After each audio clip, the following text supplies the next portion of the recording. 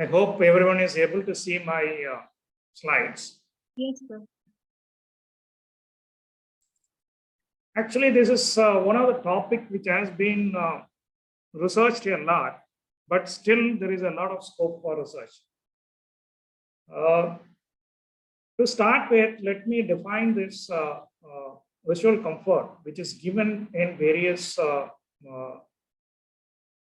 published literature. You see, the occupational studies, they define the comfort as having some control over the psychological and physical aspects of an environmental situation. But the ASHRAE definition is the condition of mind that expresses satisfaction with the thermal environment. It requires subjective evaluation. Sorry, it's a visual environment. To increase workers' psychological comfort, provide them with some control over their work environment. So, when you talk about, when you talk about this overall comfort in a buildings, we have about 4 comfort criteria. Before we move on to this visual comfort in specific, but when you talk about the overall comfort in any building, there are 5 aspects. One is the thermal comfort, which has been widely researched, and then indoor air quality. Then third is the visual comfort. Fourth is acoustical comfort, and last is the spatial comfort. Each has its own physiological, physical, and psychological components. If you take thermal comfort, the physical aspects or the variables that are related to thermal comfort include temperature, relative humidity, air velocity. IAQ, it is carbon dioxide, carbon monoxide, volatile organic compounds, particulate matters. Visual comfort, it is illuminance, luminance, glare, natural light, view, and then that list goes on. Acoustical comfort, again, it is a sound level, noise, and all that. Spatial comfort, it is occupants, density, workstation size, layout, partition height. All this actually together, they give you a total comfort. But similarly, if you see the overall comfort, it has a physiological component as well as a psychological component also. Because when the comfort, whether it is a thermal comfort or visual comfort or spatial comfort, when a comfort is actually compromised, there are certain physiological reactions by the people. People actually have a fatigue, headache, and the list goes on actually.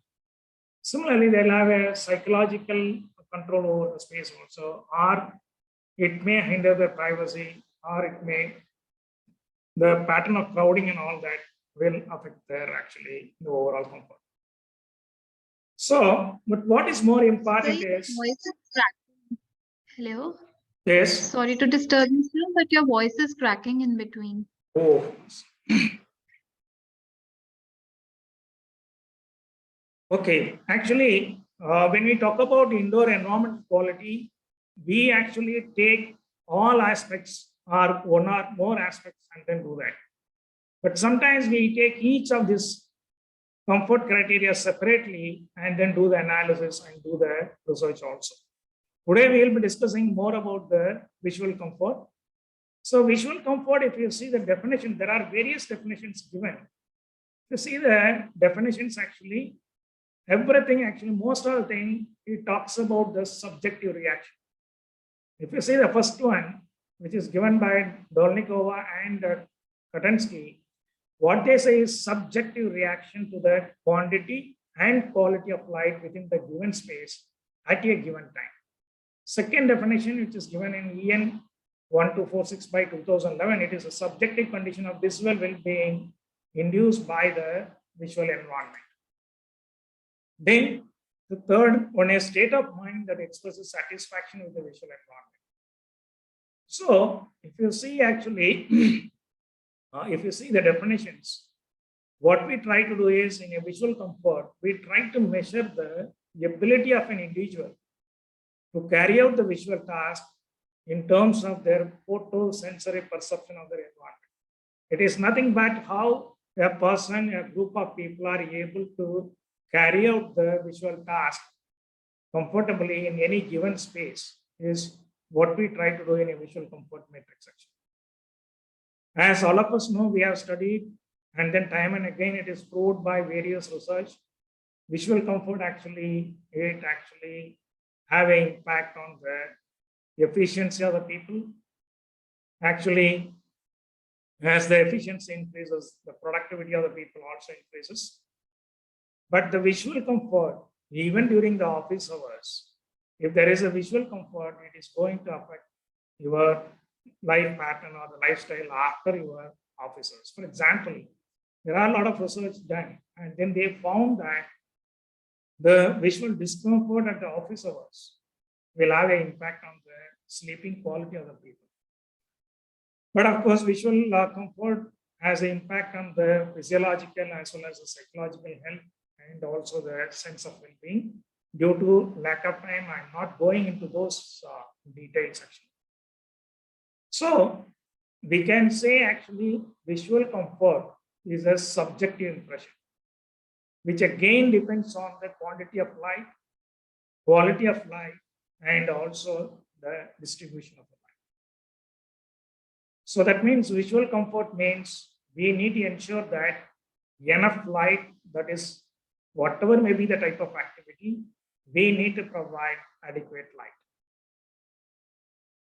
And the light has to be of right quality and balance, and people also need to have good view to the exterior. That means we need to connect to the exterior.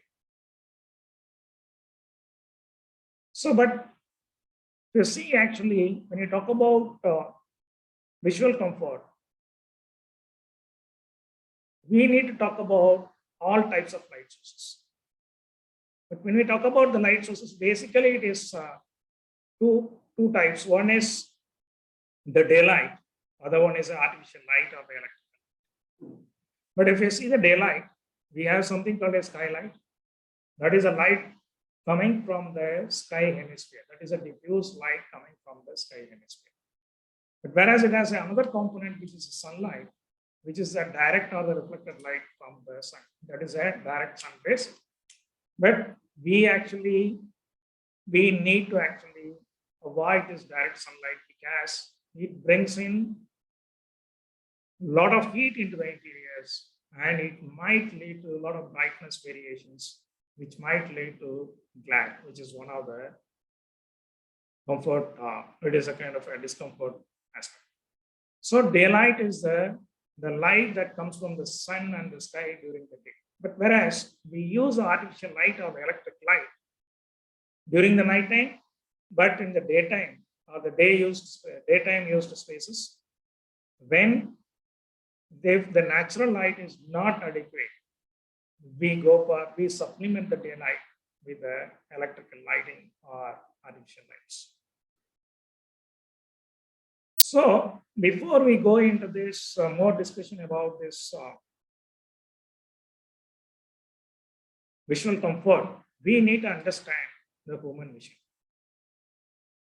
We are able to see things mainly because there is a contrast in the brightness and the color contrast. That means we are able to see the brightness variations and the color variations.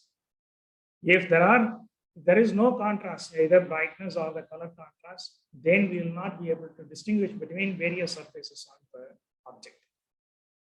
But the ability of the human eye to see any detail is a function of the illuminance on the detail. That is, how much is the incident light on that particular surface or on the particular detail or the object. Then it is not only that, how much of light that gets reflected from that surface or from that element or the detail towards our eye is also important. That is what we call it as a luminance. Because what we see in reality is the variations in the brightness. That is nothing but variations in the luminance. Illuminance is I think we need to understand the difference between the illuminance and the luminance. Illuminance is the incident light on any surface per unit area of any surface. But whereas luminance is the reflected light from any surface or from any object in the direction of eye is what we call it as a luminance. Actually, luminance is an objective measure, whereas brightness is the subjective measure of the luminance. So illuminance of the detail is important. The reflectivity of that detail is also important. If the object or the surface has a high reflectance, then it will reflect most of the light. But again, the reflection characteristics is also important, whether it will exhibit kind of a spread reflection or a specular reflection. For example, any surface or the detail, if it has a specular reflection, then again it might lead to glare action. The most important thing is the contrast between the detail and its value, because there has to be a brightness contrast. Then only we'll be able to see the object. But again, the contrast has to be within the certain limits. That is where IS 3646 clearly points out between any objects and its immediate background, the contrast should be 3:1. Whereas between your task and any point that comes within the visual field should not exceed 10:1. So that contrast is also important. The contrast enables us to see, but excessive contrast leads to glare. The size of the detail is also important, because the size of the detail, the critical size of the detail determines the amount of illuminance required for any. If the critical size of the object is small, then we need to have more lighting. Similarly, the time spent on viewing it, more the time, the less amount of lighting required. That is where actually you know, when we actually drive fast, the time available for us to see things is very less.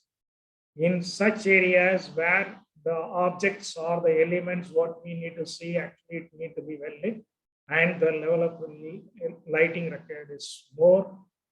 Whereas if you are pedestrian areas where people are walking slowly, then actually we have a lot of time actually. So there actually, to see the same detail, actually you can provide less amount of lighting actually.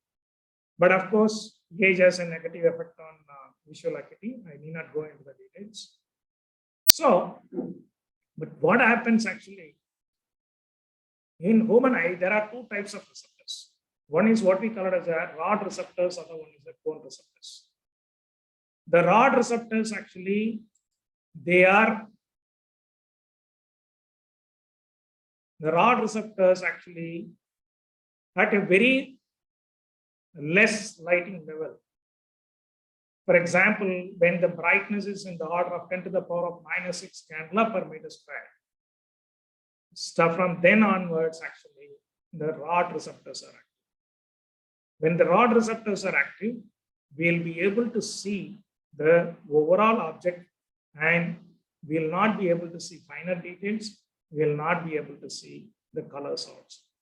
That means that perfectly we'll be able to see the objects in black and white, but finer details will not be seen.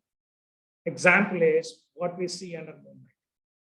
But whereas, as the lighting level or the luminance level improves, slowly the cone receptors become active. When the cone receptors are active, we'll be able to see the finer details as well as the color of objects. So based on how our human view reacts to the different luminance level, the vision are classified into three types. One is what we call it as scotopic, mesopic, and photopic. Scotopic is when the luminance level is very low. Only when the rod receptors are active, we'll be able to see everything under black and white. That is what we call as a scotopic vision. Mesopic, actually, it is slowly when the your cone receptors are beginning to become active. What we try to see is a mesopic. In a photopic vision, your both rod and the cone receptors are fully active. We'll be able to see the details of all the finer details of the objects as well as the color of objects. But what is more important is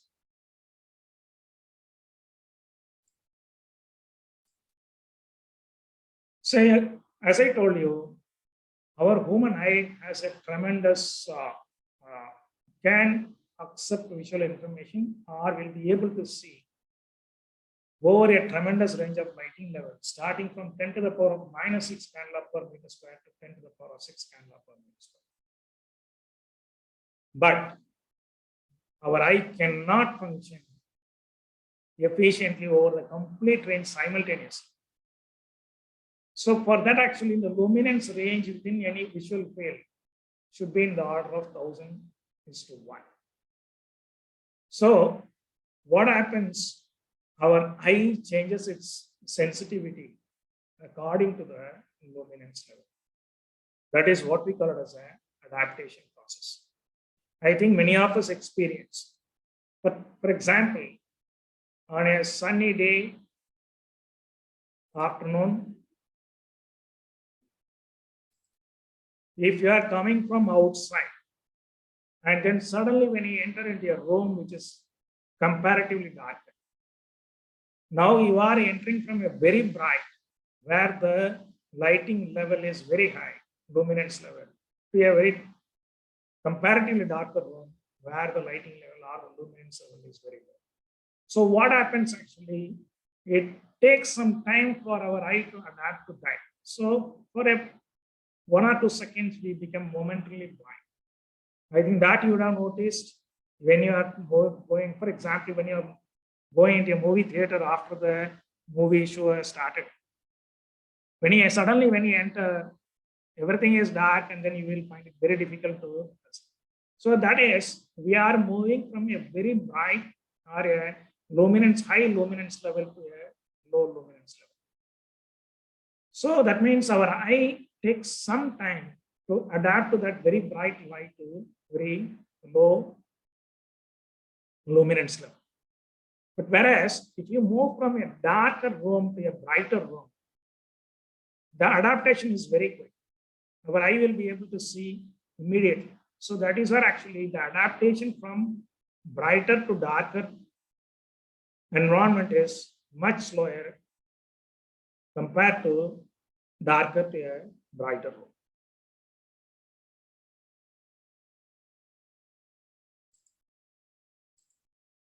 But if you see our sensitivity of the human eye, if you see the sensitivity of the human eye, we have what is known as a dark adapter. That means our eye is adapted to a darker conditions.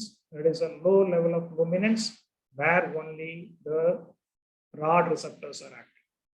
When the rod receptors are active, it is around 500 nanometers, corresponding to a color of blue.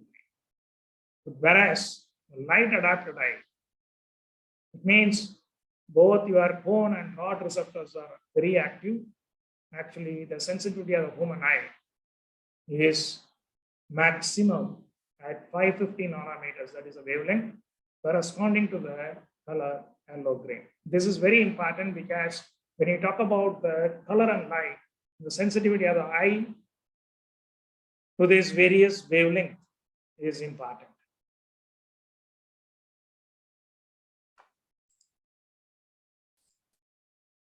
So what is more important is our eye can adapt to various lighting levels starting from -6 candela per meter square to 10 to the power of 6 candela per meter square. That means when the lighting level is about 10 to the power of 6 candela, we will be able to see even at the brightness level of or the luminance level of 10 to the power of 6, we'll be able to see.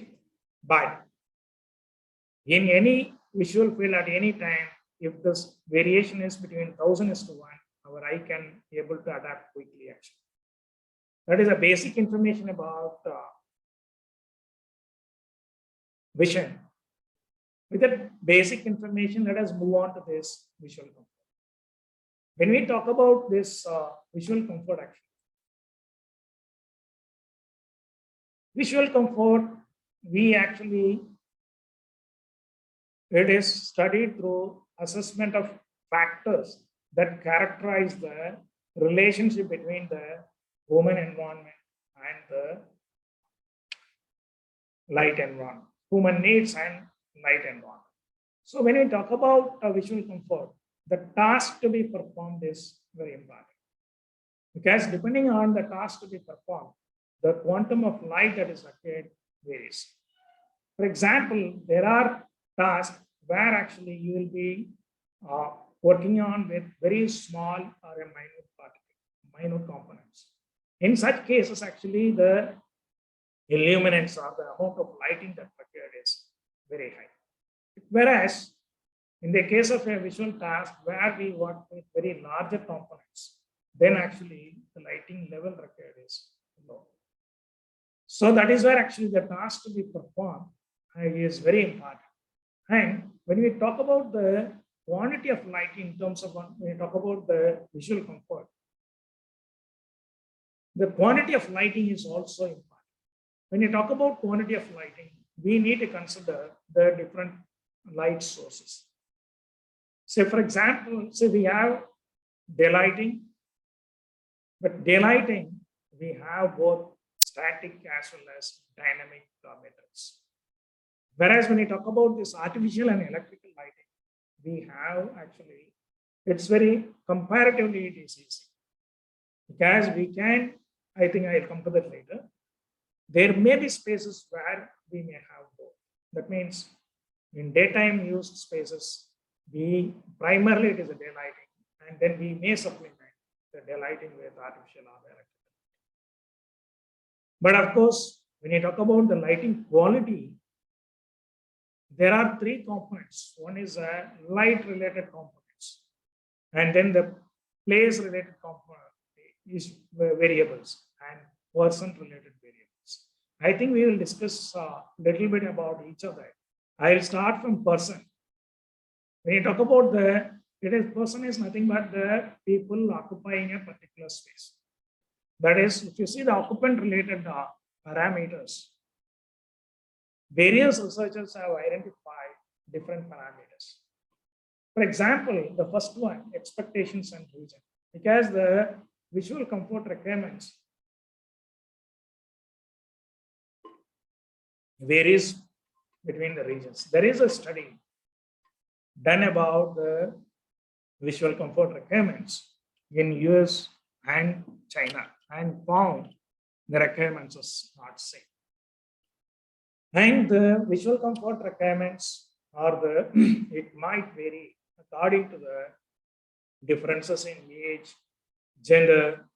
But of course, if you have a problem with your eye where we have this corrective glasses and corrective lenses, then that is also going to affect the visual comfort of the individuals.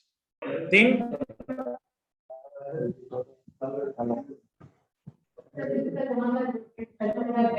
Sir एक काम से सुनाई नहीं पड़ रहा मेरे को बिल्कुल ही सुबह सुबह लगा हुआ आज रात से पता नहीं क्या हो गया कान में see there is पता नहीं क्या घुस गया is it any question or Participants something? to please Rajesh, Mr. Rajesh Kumar to please mute.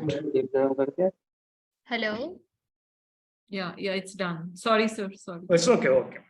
Then there are factors which are associated with the time of the day, because as the day progresses, people become fatigued on certain activities, and sometimes there are other things like if hunger or previous light exposures are found to influence visual comfort also, and other occupant related parameters that influence or impact the visual comfort includes mood, alertness, well-being, and also the duration of the time being exposed to discomfort conditions.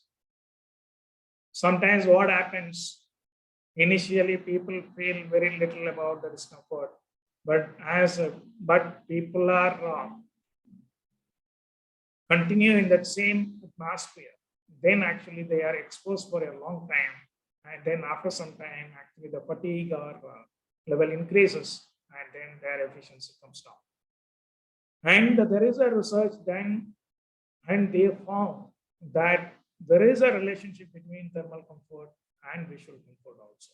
These are all certain occupant related parameters. But if you see actually, next comes the place. place is nothing but the space or where the activity is taking place. So that is nothing but your architectural or the building properties.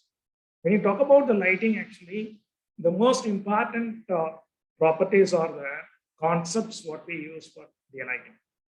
Because when you talk about artificial lights, the openings or the daylighting apertures are not important.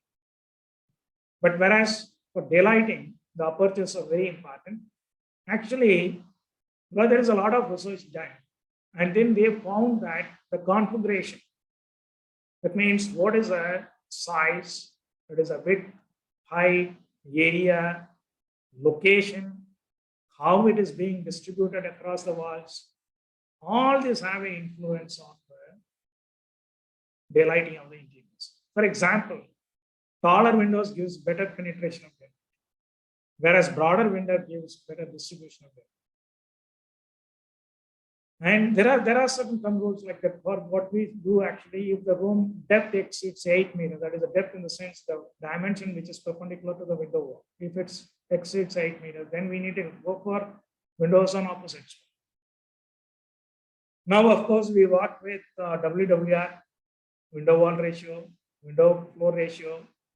All these actually, they have an influence on the amount of daylight as well as the distribution, both quantity as well as the quality of light what we get into the interiors, which have an impact on the visual comfort. Then, of course, the space geometry and interior design are also very important. When I talk about space geometry, both for daylighting as well as the artificial lighting, the space geometry is important. Because if you take an artificial lighting, the space geometry is important. If you take any point on your workplace, the light what we receive, whether it is a daylighting or artificial light, the light what we receive is the direct light from the source and also the reflected light that from the various surfaces. But that reflected light depends on the space geometry as well as the reflectivity of the various surfaces also. That is where when you do this artificial lighting calculations, we do that we calculate what is known as a room index. And then using that room index value, we calculate the coefficient of utilization or utilization factor. So the space geometry in terms of length, width, height, but whereas in the case of artificial lights, it is the height at which the light is being. The surface finishes are also important. It is the reflectivity, and also it is also what is the type of the reflection characteristics also, the type of reflection what we do. So orientation of the openings, because again in the orientation of the openings, there are studies which say the orientation of the opening doesn't have a significant influence on the daylighting of interiors, but whereas it has a contradicting results. Some researchers, they say there is a significant impact. Some researchers say there is no significant impact. But from our personal experience, whatever little bit research we have done, orientation has a significant impact on the amount of daylight what we get into the interiors. The shading devices and the light shift, again, it has an influence on the amount of light what we get. For example, we have one of the concepts what we use is a light shelf.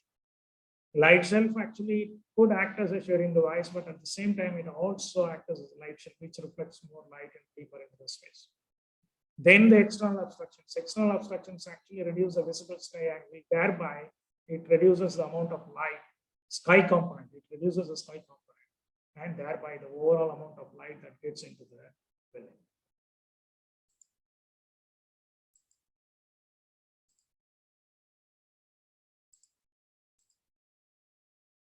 So these are all the building factors normally we take into consideration in any lighting studies as well as the lighting research. If you move on to the visual requirements, if you take the lighting criteria as such,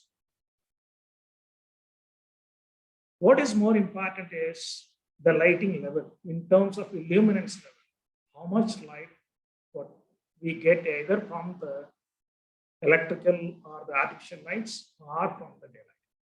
How much, what is the illuminance level? Next comes the luminance distribution. That is actually, it gives a what is the luminance level and also what is the luminance or the brightness contrast between the objects and the immediate surroundings. Then when you talk about that, another important aspect is glare, because as I discussed earlier, the excessive brightness contrast or the luminous contrast leads to glare. So glare is the main source of visual discomfort. So we need to avoid glare. And then for any given space, there has to be a uniformity of light. That means if you see the illuminance level, it has to be within the certain limits. For example, SP41 or IS3646, it recommends the minimum to maximum illuminance at any point in the interior should not be less than 0.7. Another important aspect when you talk about light is light color and color rendering. Light color is that what is the light color? Spectral composition of the color emitted by the light source. And second is the color rendering properties. Because color rendering properties, it depends on two things. One is the spectral sensitivity of the light color of the source, as well as the reflection characteristics of the surface of the material. Then, of course, modeling and diffusion. So when you talk about the visual comfort, what is, because when you talk about thermal comfort, we actually take into consideration the thermal comfort indices. Similarly, for various other things, we have indices using which we actually objectively calculate. Whereas, when you talk about this visual comfort, it is not a single index through which you can measure the visual comfort or the visual discomfort. So here actually what happens, the visual comfort, as we discussed, it depends on the physiology of the human eye, physical quantities of the, that means the physical aspects of the space, and how much light we get into the space, spectral emission of the light source, and so on actually.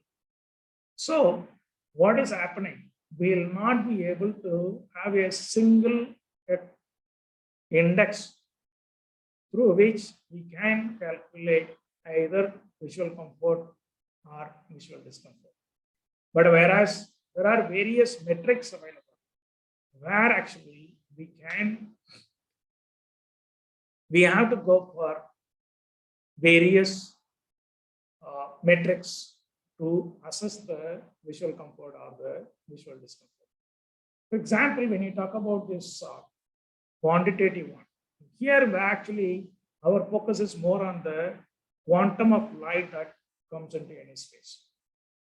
When you talk about the quantum of space, that is the illuminance, as I told you, it is the incident light, luminance is the reflected light. When you talk about the that is a qualitative aspect, uniformity of light. The uniformity of light is very important because the uniformity, as I told you, the uniformity has to be within certain limits. As far as Indian standards are concerned, there is a minimum to maximum has to be with not less than 0.7. When you talk about luminance, the related aspects or indirect measurement is we need to assess what is known as the luminous or the brightness contrast between the objects and its immediate surrounding.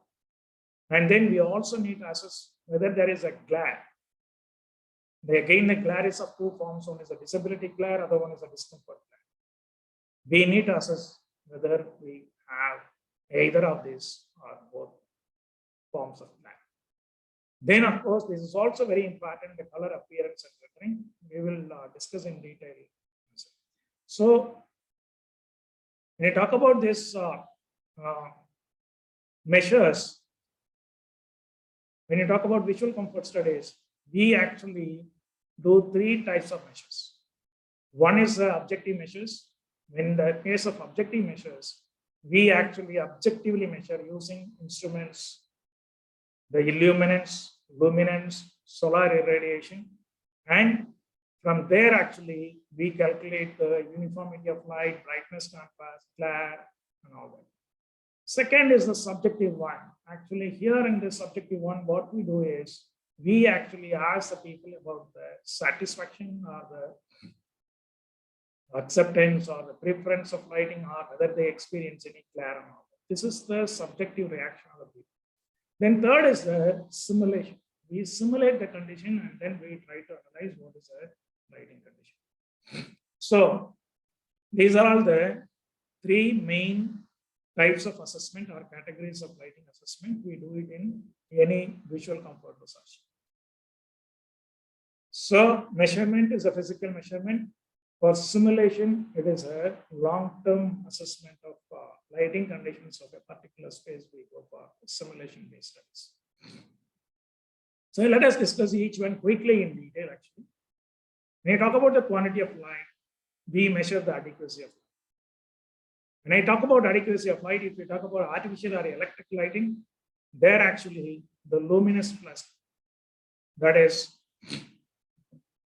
there are 4 quantities when you talk about the electric lighting. One is the luminous flux, that is the total amount of light emitted by any light source. Illuminance is the light falls on a unit area of any surfaces. What is the illuminant? That is the incident. Luminance intensity is the amount of light that goes into a particular direction from the light source, is what we call as a luminous intensity. Luminance is the reflected light from any surface, is what we call as a luminance. But whereas normally we measure illuminance and luminance, these 2 we measure and then we do the calculations. Whereas when it comes to the daylighting, again, there are 2 types of metrics. One is the static one. It is a one-time, that is what we call as a daylight factor. But whereas today we have what is called a dynamic metrics, where we have a daylight autonomy, continuous daylight autonomy, spatial daylight autonomy, and there are various metrics available to have an annual assessment of availability of the daylight. But of course, for which you need to go for simulation. So if we talk about quantity of lighting, the indices, what we do is we do the illuminance, or we try to calculate the daylight factor, daylight autonomy, continuous daylight autonomy, spatial daylight autonomy, useful daylight illuminance, frequency of visual comfort, intensity of visual discomfort. Due to lack of time, actually, I will not be going into the definition of these things. Actually, you can read this, but of course, I will explain only very quickly. Daylight autonomy, but why actually daylight factor? What we do actually, we do the daylighting calculation, assuming a design sky value.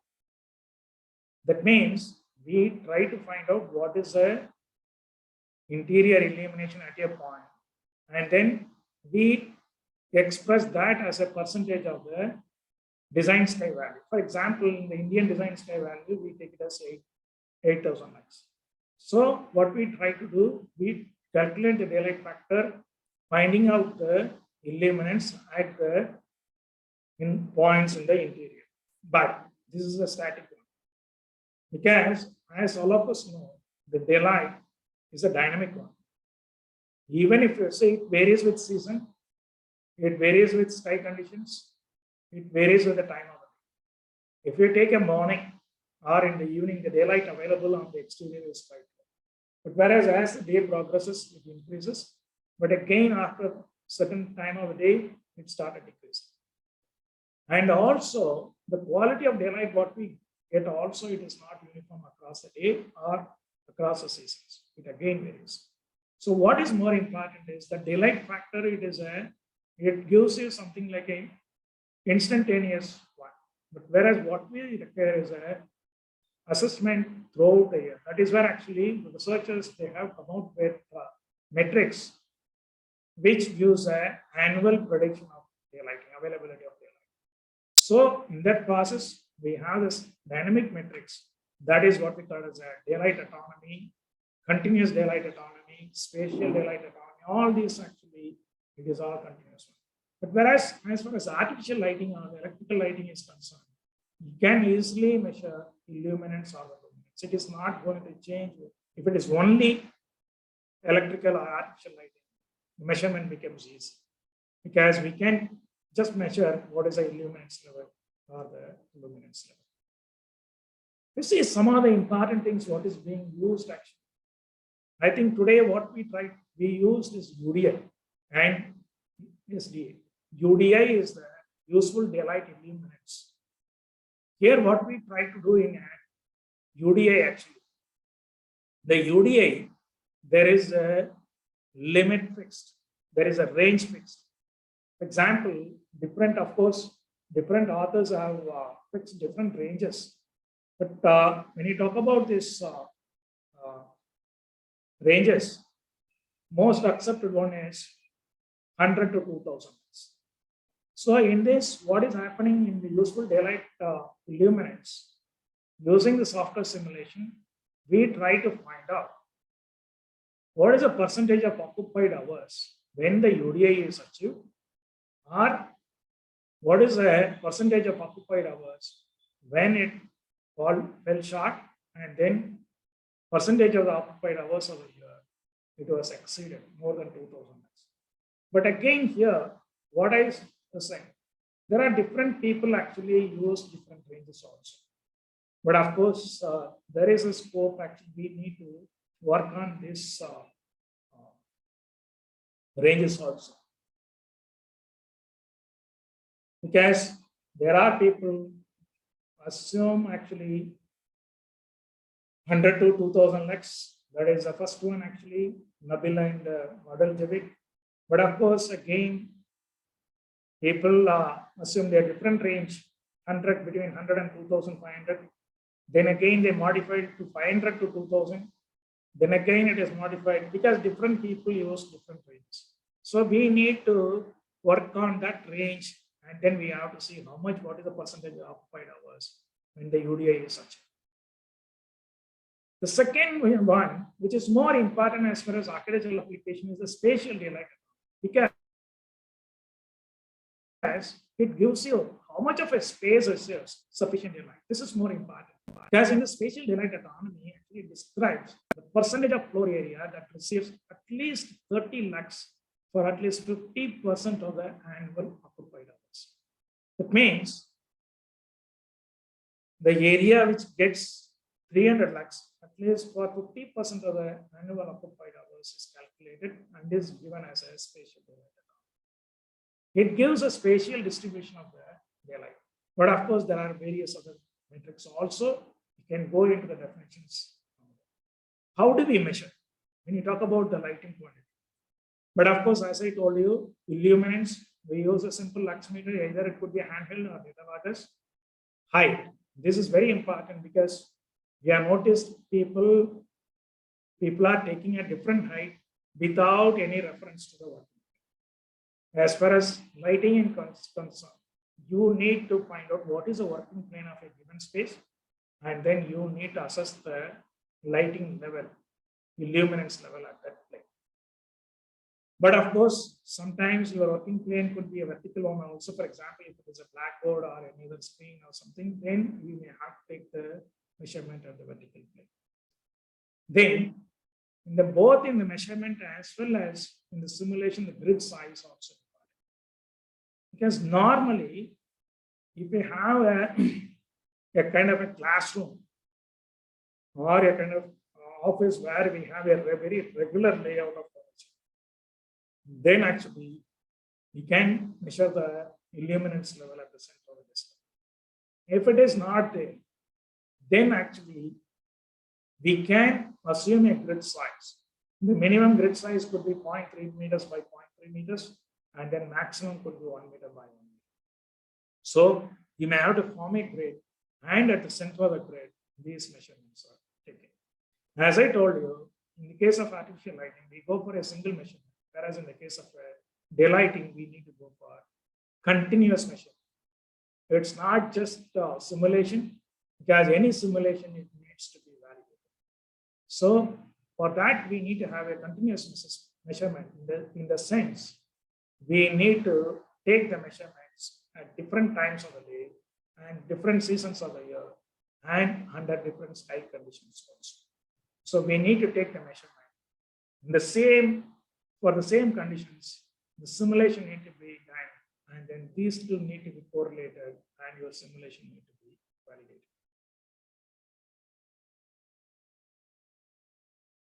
I think in continuation of this lighting quantity illuminance, the distribution of light is very important.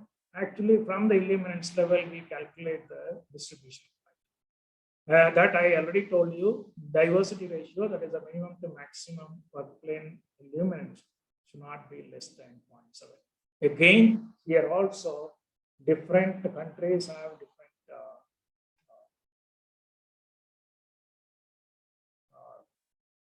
diversity ratio. There are, it starts something around 0.6 and then it goes up to 0.8. But for India, it is given 0.7.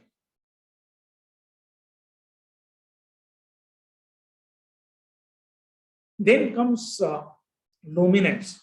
Under this quantity, luminance is very important because luminance could be calculated using illuminance and the reflected surface. You can calculate.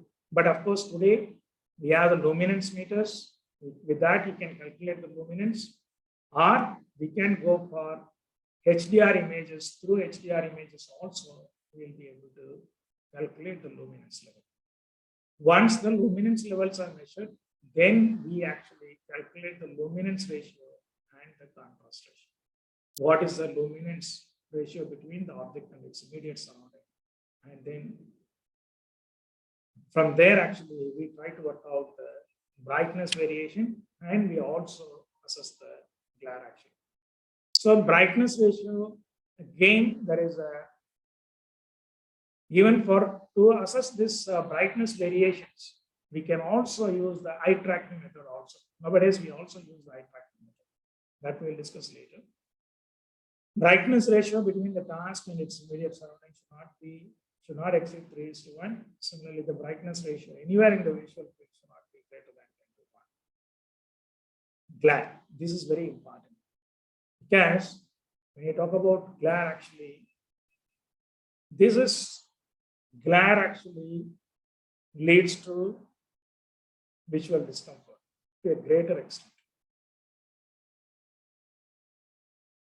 What happens when there is an excessive brightness or the luminance variation in the field of view, we get the glare.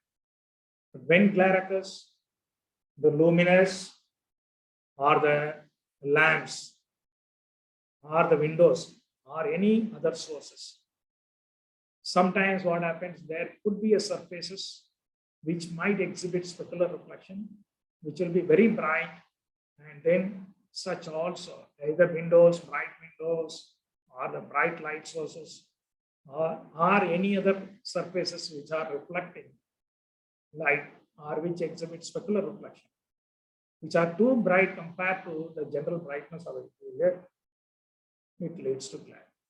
As I told you, glare could be of two types. One is visibility glare, other one is discomfort glare. They may be experienced separately or simultaneously also. I will not go too much into the visibility glare, because visibility glare under two conditions it occurs. One is when the light source, when we get light rays directly onto the eye. That means the light gets dispersed or scattered on the optical system of the eye, you get a glare, that is leading glare. Then adaptive glare. Here actually, sometimes our eye takes some time to adapt to that brighter light or to darker conditions. That is what we call as a adaptive glare. But what is more important is the discomfort glare. Discomfort glare is the main source of visual discomfort.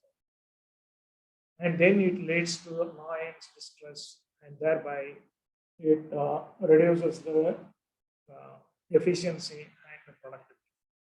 Discomfort glare depends on the activity of the occupant. Because sometimes if you are not doing very serious type of activity, it is not going to affect us much. But if your task is very critical, then even a very small amount of discomfort glare impacts your efficiency and your well-being. Angle of view is very important because when you assess the glare, actually, the angle of view, because the brightness variations, what we actually measure is within our field of view or a cone of view. That's where actually angular view is important.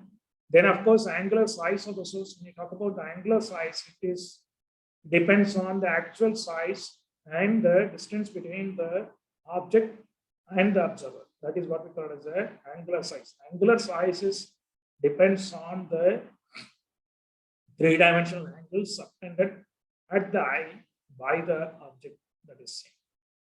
So if the angular size is greater, then the relative brightness will be less. That is why actually the angular size is more important. The brightness of the source. Sometimes what we go for lamps with very high brightness. Actually, this lead, unless otherwise it's being shielded, it will create brightness imbalances and it will lead to glare action.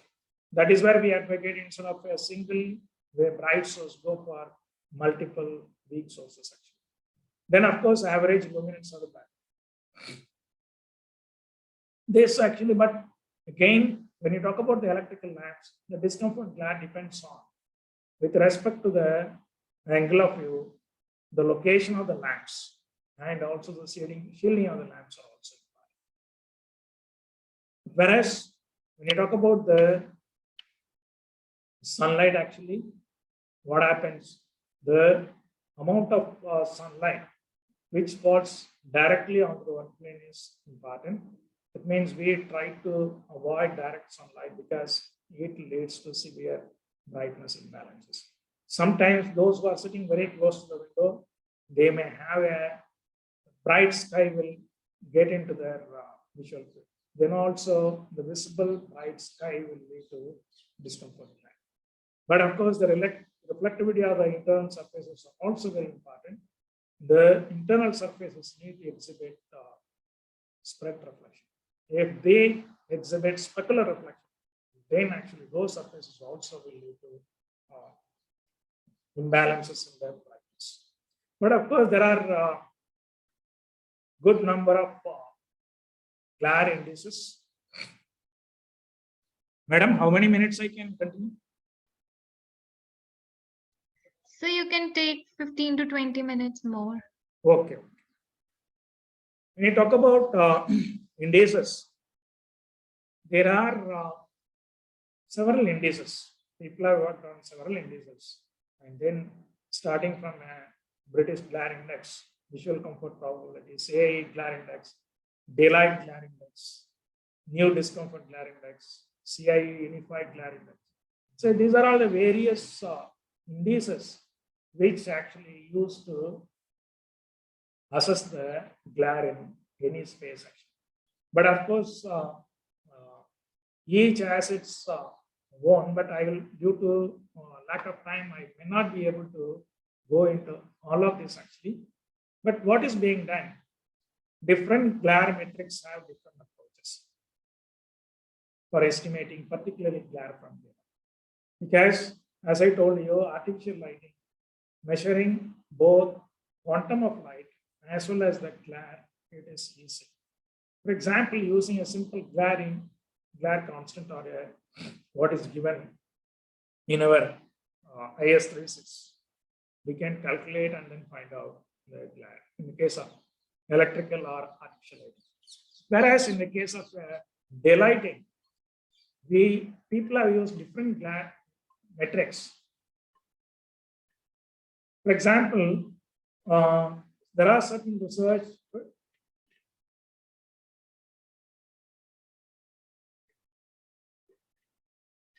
Certain researchers, they found that daylight glare probability, that is DGP, performs better when direct sunlight is present in the scene, as well as the visible sky is also, bright sky is also visible through the windows. But if you see the daylight glare index, that is DGI, or unified glare rating, and say glare index, these indices are mainly based on the calculation of contrast between, or the calculating the luminance level of the source and the luminance of the overall scene.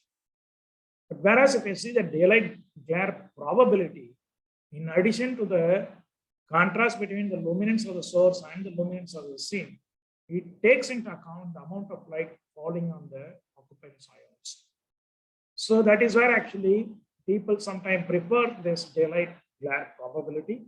I think there is a lot of literature available on merits and demerits, applicability of each of these index. I think you can go through that. Depending on the condition, you can select any of this index, and then you will be able to calculate that actually. But of course, today you can use simulation also, you can be able to assess the glare also. But we use this vertical illuminance metric, particularly when people are seated close to the window. To find out the level of discomfort, we go for vertical illuminance. For glare analysis, we also go for this HDR images. This HDR images are captured on a digital camera. There actually what we do a image processing, where we take each pixel, but of course for each pixel you have to decide upon the size, what should be the size of the pixel, and then for each pixel what is the brightness or the luminance level. It means we need to have, we can take continuous photographs at regular intervals of the scene, and then, but say these HDR images, nowadays it is being widely used. That is normally, it is fixed onto the seating of the people actually. But of course, it is very difficult to have, when you have a number of occupants or more, it is very difficult for you to go for so many number of images and then analyze. But here what we try to do to assess the glare of a particular occupant, what is being done is the camera is fixed onto the seating, and then the HDR images are taken at regular intervals. Because the daylight varies, it's a dynamic light and varies throughout the day. So the HDR images are taken, and then these HDR images are processed, and then the luminance level of each of the pixel is calculated, and using that actually the contrast in the luminance level of the task and its immediate background is calculated. But of course, you can use different cameras and then this. So this is one of the technique where objectively to measure this luminance, variations in the luminance level, HDR images are being used. Another technique what is being used is eye tracking method. Again, now we have a simple instruments which can actually record the eye movements of the people actually. Here what is being done, using this eye tracker, we actually record the eye movements of the occupants of a particular space. And then that is being used to assess the visual discomfort glare. So normally how you do it? Normally what happens when you look at any object, when there is a imbalances in the brightness, normally our eye is drawn towards the brightest spot. That is why we say the object what you are supposed to see should be greater than, the brightness of that object should be greater than its immediate surrounding. Suppose if the background is brighter than the object, we will not be able to see or will not be able to concentrate on the object, and our concentration will be on the background. So actually here, so what we try to do actually, we people drawn towards back, that is one. But whereas in the case of a discomfort gland, if there is a discomfort gland, what we try to do actually, people move the eyes away from the viewing direction to avoid the discomfort. For example, if a bright source comes in the visual field, we try to move away from the, if there is a, if you feel that it is being disturbing your vision, or it gives a kind of a discomfort, after some time, your eyes slowly move away from the direction, or you change your view direction so that the source of glare goes out of your vision. So that is being recorded through the eye tracker, and that basic, using this actually, this behavior, that eye tracking is recorded, and then that is objectively measured to find out the visual comfort, visual discomfort due to glare action. Another important aspect as far as visual comfort is color and color rendering properties. There are two things. One is what we call it as a correlated color temperature, that is, it is known as COA-TRC. Other one is color rendering index. These are all the two indices that are important, but of course, there are various other indices that are being used in when I talk about the lighting actually. That is how you assess the comfort due to color of the light or color rendering properties of the light source. As I told you, the apparent color of any reflecting surface is determined by the spectral reflectance characteristics of the surface as well as the spectral composition of the light that is being emitted by the light source. That is where actually you see that the same scene is seen under different lighting sources, but it appears differently. So it depends, that is mainly because of the spectral composition of the light by which it is illuminated is different. That is where the apparent of the, the appearance of the colored surface is different. This property of the light source is known as a color rendering. But of course, daylight is considered to be the white light or the neutral light, under which we'll be able to see the actual colors. But what is more important is the correlated color temperature. The correlated color temperature, if you see the definition actually, it is a temperature of the black body at which actually the color of the black body or the color composition is exactly matching with the color composition of the light, spectral composition of the light that is illuminated by a particular light source. For example, you can see this on this right hand side. We have the correlated color temperature for a common light sources. For a blue sky, it is about 5,000. But whereas if you see for a, I think it is a very simple actually. I don't know, it is, I'll give you a very simple example. You see your household kitchen, the flame is normally blue or bluish white. So that means the temperature is high. But when your water droplets falls on that, suddenly it turns into red or yellowish red color. It means the temperature comes down. Similarly, if you have noticed, I don't know, if you have noticed when a metal is being heated, it starts with red color. And then if you keep on heating, actually, it finally turns into blue, white, and then finally it turns into blue. Actually. So it is the temperature of that black body, the temperature at which the color of the black body is exactly matching with the spectral composition of light or color emitted by the light source. This is what we call it as a correlated color temperature. Of course, based on which we actually classify the lamps under warm white lamps, cool white lamps, and all that, and daylight lamps.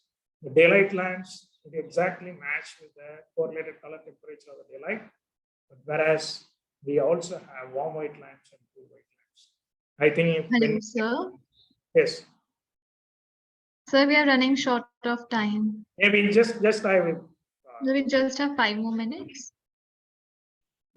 So we have various indices through which we calculate this color. Actually, we have color entering index, color quality scale, flattery index, color preference index, color discrimination index, feeling of contrast index, and color entering capacity. But of course, the last part is simulation. We use Rhino or UFO for Grasshopper, but of course, we have so many other simulation tools or the software that are available, both for point in time as well as for annual daylight simulations.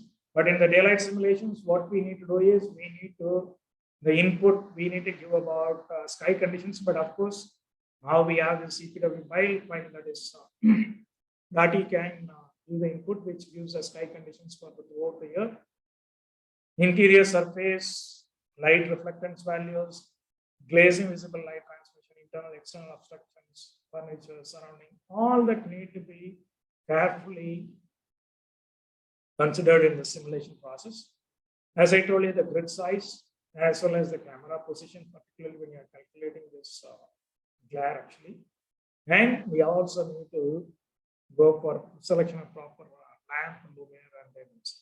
But in any simulation, what is important is accuracy as well as the validation. That is where I said the simulation results need to be compared with the measurement in different times of the day and different days over the day time. And another important thing is the subjective assessment. When we do this, we have this established protocols, and then there are 4 types of subjective measures.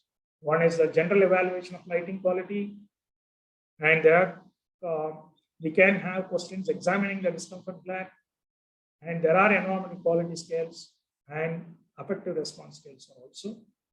And we can administer a questionnaire to get information point in time. That is at that particular point of time, what is the feedback of the people, and also long time visual preference also we can get it from that.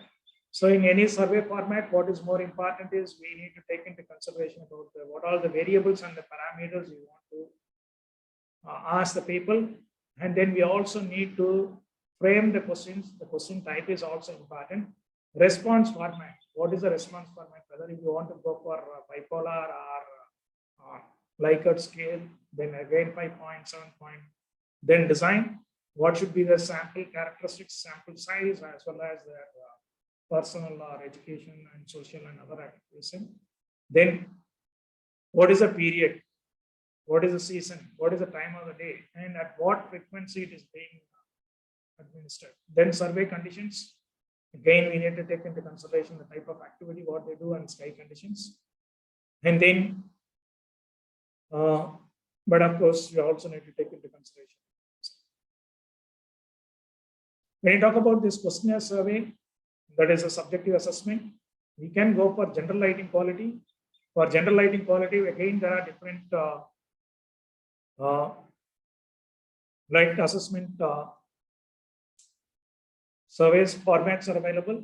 For general lighting quality to assess, we can go for office lighting survey or office condition survey or National Research Council Canal on Lighting Quality Scale or IEA retrofit monitoring users assessment survey or satisfaction with environmental features.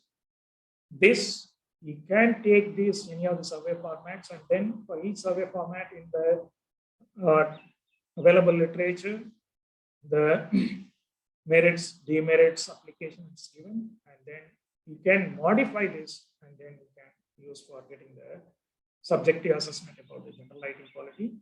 And then similarly, to get the subject rating of discomfort glare, again we have a DBO scale, which is about 9-point rating scale starting from 1 unbearable to the 9 just noticeable. Here we rate only the discomfort flag.